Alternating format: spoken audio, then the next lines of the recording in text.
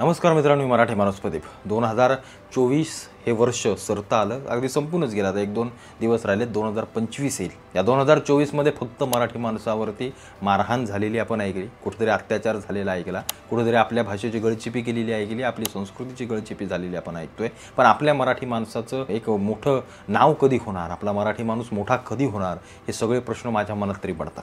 अदानी, अंबानी, टाटा, बिर्ला सगळ्या मोठ्या उद्योजकांची नावं घेतल्यानंतर खालच्या कुठेतरी लाईनीमध्ये शोधावं लागतं की अरे आपला मराठी उद्योजक आहे की नाही, की आपण फक्त यांच्या हाताखाली कामं करायची, गाव सोडून आपण यांची फक्त भांडी घासायला इथे यायची, आपण झोपड्यांमध्ये राहायचो यांनी इमारतींमधून आपल्याला पाहायचं. त्या सगळ्या गोष्टींवरती बोलणं मला असं वाटलं आणि मनाला वाटलं की या गोष्टी आपल्याला येणाऱ्या काळामध्ये कराव्या लागतील. आणि पुढच्या वर्षीसाठीच तुम्हाला सांगतोय की पुढच्या वर्षासाठी मराठी माणसानं या गोष्टी आपल्याला कराव्या लागतील, जर आपल्याला लाखो करोड रुपये यांच्यासारखे कमवायचे असतील तर. याच गोष्टीविषयी बोलायचं आपल्याला. कारण आज नाही ना रिस्क घेतली, आज नाही ना हात झटकले, तर आपण पुढं कधी हात झटकू शकत नाही. हे सगळ्यात महत्त्वाची गोष्ट आहे. त्याच्यामुळे येणाऱ्या वर्षामध्ये आपल्याला काय करायचं आहे तेच तुम्हाला मी सांगणार आहे. सगळ्यात महत्त्वाची गोष्ट म्हणजे आपल्याला जी करायची आहे ती आपल्याला उद्योगधंद्यांमध्ये उतरायचं आहे. मी पाहतो गावाकडून आलेली लोक, आपल्या गावाबिवाकडून, आपण सगळेच गावाकडून आलो. महाराष्ट्रामध्ये, मुंबईमध्ये अनेक बोटावरती मोजण्या इतकी लोक ही इथं स्थानिक असतील, पण बाकी आपण सगळे बाहेरून आलो. आपल्या घरून सांगितलं जातं की बाबा नोकरीच कर, 10-15 हजाराची कर, पण आपली नोकरीच असू दे, ते उद्योग मोरू दे तुझे, तसल्यात काही गोष्टीत पडू नको. पण बाहेरून उत्तर प्रदेश, बिहारमधून आलेली लोक इथं पाणीपुरी विकून जे करता येईल ते सगळं ते करतात. हे बाहेरून आलेले सगळे हे मुसलमान लोक ते देखील हेच करतात. तुमच्या आजूबाजूला बांगलादेशी किती असतील, काय असतील, गॅरेज यांचेच, पाणीपुरी हॉटेलं जे काय असतील, समोसा पाव, काय मिठाईची दुकानं यांचीच, वाईन शॉप, तुमचे रेस्टॉरंट बार, तुमच्या हॉटेलं, या सगळ्या खालच्या अण्णा लोकांचे, यांनी इडल्या विकायचे, सगळं जे काही धंदे आहेत ते सगळे यांचे.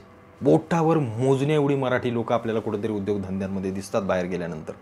तरुणांनो, हेच करावं लागेल. मराठी माणसानं उद्योगधंद्यात उतरावं लागेल. मराठी माणसानं त्याला पाठिंबा द्यावा लागेल. कुठंतरी या सगळ्या गोष्टी केल्याशिवाय तुम्ही येणाऱ्या काळामध्ये जगू शकणार नाही किंवा मोठ्या प्रमाणात पैसा कमवू शकणार नाही आणि एक मराठी म्हणून तुमचं अस्तित्व राहणार नाही.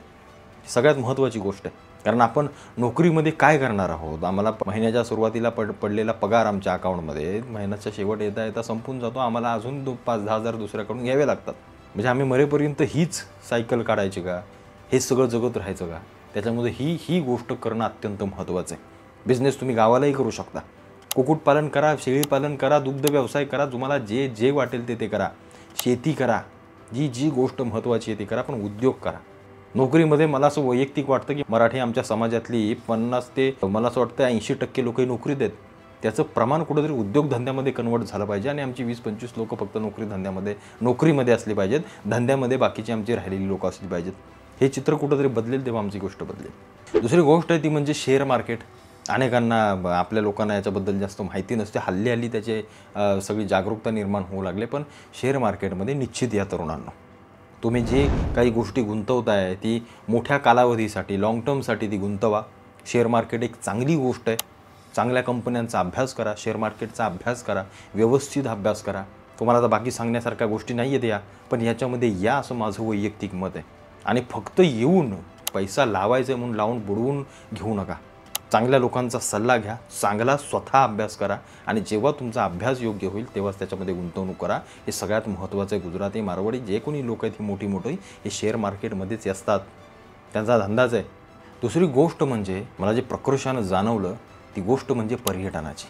तुम्ही आज महाबळेश्वर घ्या, लोणावळा घ्या, तुम्ही आज कोकणपट्टी घ्या, तुम्ही आज जिकडे आपलं पर्यटन चालतं, मग विदर्भ असेल, मराठवाड्यामध्ये असेल, जिकडं कुठेही, तिथं आम्ही बघितल्यानंतर आम्हाला जाणवतं की UP बिहारचे भैया आले, गुजराती, मारवाडी आले, त्यांनी तुमच्या जमिनी घेतल्या, त्यांनी उद्योगधंदे व्यवसाय उभे केले. आम्ही काय करतोय, आम्ही गावं सोडून मुंबईला धावतोय.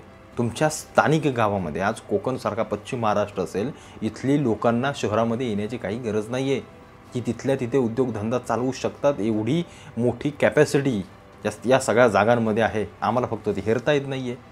आज आम्ही महाबळेश्वरसारख्या ठिकाणी आमच्या थंड हवेच्या गेल्यानंतर आम्हाला 90% लोकही बाहेरची सापडतात. तिथला स्थानिक 10%, 5% हातावरच्या बोटावर मोजणे इतकी लोकं फक्त. आज कोकणाचं घ्या, काय झालं आहे, 50-60% जमीन या बाहेरच्या लोकांनी विकत घेतल्या. यांची फार्म हाऊस, यांचे टेंट हाऊस, यांचे विला, यांच्या सगळ्या गोष्टी यांच्या. आम्ही फक्त मुंबईला आलो आहे.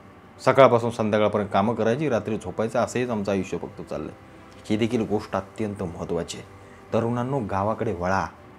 पहिल्यासारखं राहिलं नाही आहे की रस्ताच नाही, नेटवर्कच नाही, मग हेच नाही, मग तेच नाही। आज सगळं काही जोडलेलं आहे। आज सगळी कनेक्टिव्हिटी आलेली आहे, तंत्रज्ञान आले, जे पाहिजे तुम्हाला ते आलं आहे। फक्त जाऊन तिथं काबाड कष्ट करण्याची गरज आहे आणि स्वतःचा आत्मविश्वास वाढवण्याची गरज आहे। ही सगळ्यात महत्त्वाची गोष्ट आहे। येणाऱ्या काळामध्ये हे करावं लागेल आणि करा।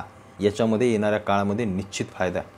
मला पुढची एक गोष्ट महत्त्वाची वाटली, जी मराठी माणसांनी आवर्जून करावी। ती अनेकांनी सगळीकडेच असते, पण आपण ती खास करून करावी। ती म्हणजे मोठेपणावरती खर्च कमी करणं। आमच्या मराठी माणसाला मोठेपणा खूप आहे। आमची 1 गुंठ्याची 2 गुंठ्याची जमीन विकली की आम्ही ते पैसे कुठे इन्व्हेस्ट नाही करणार, त्याची सोन्याची साखळी करणार, गळ्यात टाकणार, अख्ख्या गावाला करून दाखवणार, ज्या बघ मी जमीन विकून सोनं केलं। आमची लग्न घ्या, आम्हा पैसा फक्त ओतला जातो मोठेपणासाठी। फक्त आम्ही जे काही म्हणजे गावची घरं अशी आम्ही बांधतोय, 40-50 लाखाचे बंगले बांधतायत, जे राहत आहेत मुंबईला, 5 दिवसासाठी गावाला जाते, पण 50 लाखाचा बंगला बांधून ठेवला आहे। प्रश्न बांधण्याचा नाही आहे, प्रश्न आम्ही आमचा पैसा नक्की कुठे टाकतोय हे सगळ्यात महत्त्वाचं आहे। एखादा बिझनेसमॅन असेल, एखादा मोठा कोणी व्यक्ती असेल, तर ते पैसा अशा ठिकाणी टाकतात जिथून त्यांना पुढच्या येणाऱ्या काळामध्ये हा पैसा बनवून देईल। पण आमच्या मराठी माणसामध्ये कुठे ना कुठेतरी ही छोटीशी गोष्ट आहे, मोठेपणा। दुसरी गोष्ट म्हणजे घरगुती वाद। आम्ही घरगुती वादांमध्ये एवढे भयंकर पद्धतीने अडकलो आहे की अक्षरशः काही लोक आयुष्य संपवून घेतात। या सगळ्या गोष्टींचा विचार करावा लागेल येणाऱ्या वर्षामध्ये, आणि मराठी तरुणांनी, मराठी लोकांनी या सगळ्या गोष्टींचा बारीक अभ्यास करून या सगळ्या गोष्टी आत्मसात करून घेतल्या पाहिजेत, तरच मराठी माणसाची उन्नती होईल। आम्ही नुसतं मराठी करून मुंबईत मराठी माणूस गेला, तिकडं मराठी माणूस गेला, तुम्हाला कोणी काढलं आहे का बाहेर? नाही ना काढलं, धक्के मारून गेले आहेत तुम्ही तुमच्या कर्माने।